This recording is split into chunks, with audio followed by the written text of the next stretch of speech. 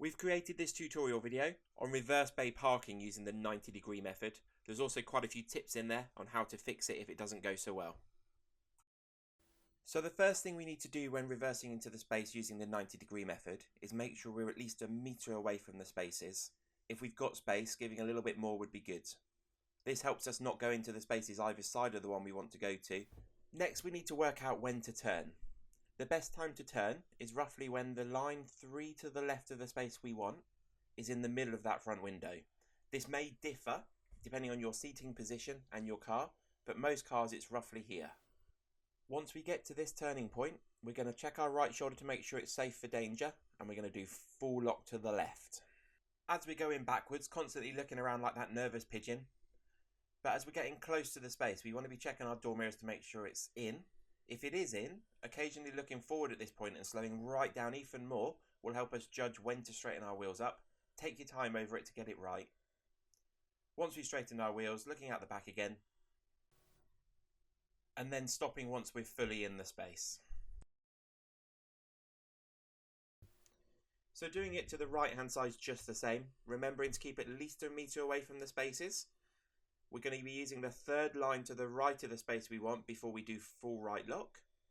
Also, before we turn, we need to make sure it's safe to swing out to the left in case there's any danger coming from behind us. As before, checking our mirrors to make sure it's in between the lines. If it is, once we start getting to the point where we need to straighten up, we need to slow the car down even more, so we've got more time to judge when to straighten our wheels. Looking forward a couple of times can sometimes help this. Once we've straightened our wheels, keeping looking at the back as much as possible, taking us to the back of the space. On this clip, we're going to show you how to fix it if we get too close to the line on the left. So as you can see, looking all around like a nervous pigeon, checking our right shoulder before we swing out, and then doing full left lock. Because we're too close to the line on the left, we're going to turn the wheel to the right so they're straight, so we get closer to the line on the right. Once we're almost back in the space, we can then do full lock back to the left to get it back into the space. This method will only work though if the space to your left is empty, because as you can see we cut the corner a little bit, but as long as the space is empty, it's not a problem. If we don't think we can fix it without cutting the corner and there is a car there, then just go back out and start the manoeuvre again. You probably just turned too early with your turning point. On this clip, we're going to show you how to deal with being too close to the line on the right. Again, just like how we fixed it when it was too close on the left, if the space on our right has a car in, we may not be able to do this, and you may need to pull back out again. So as you can see, the car's coming round, it's too close to the line on the right, so we're going to turn the wheel to get closer to the left by turning the wheel to the left. Because we've got full left lock on already though, we're just going to leave that where it is. As you can see, the car's coming back round into the space now. Once it's in, it's full lock back to the right to get the car straight. Once the car's straight, it's 1.5 turns back to the left to straighten our wheels, and we're done.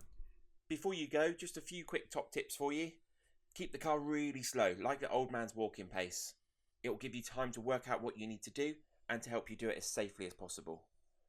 Remember to steer quickly. If you steer too slowly, the turning points won't work and you'll probably overshoot the space. And finally, keep looking all around you like that nervous pigeon. Car parks can be really busy places, so we need to make sure we're doing this safely, looking out for people walking between cars, other cars moving around you. Thanks for watching our video on reverse bay parking using the 90-degree method. If you've got any questions, comment below and we'll reply as soon as we can.